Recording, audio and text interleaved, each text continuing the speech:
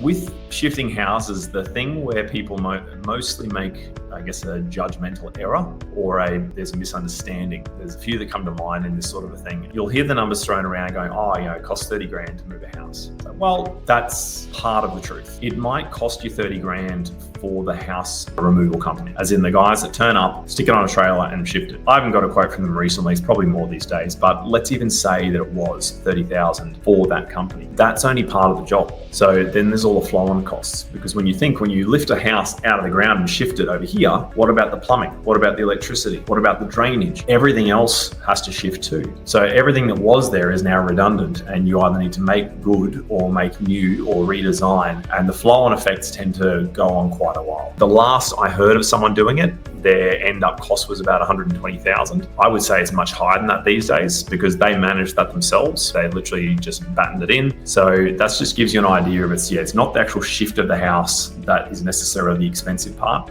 It's all of the flow-on costs that happen after that. So that then introduces the next question, which is, okay, if it's going to cost me, let's say 150,000 to shift the house from point 1 to point 2, well, is that worth doing? How much value is there actually in the house? Because if the house is only worth 150 grand, well, it's really just cost time, frustration, and risk. So you're better off just probably bulldozing. So there's all of these things you need to consider when shifting a house.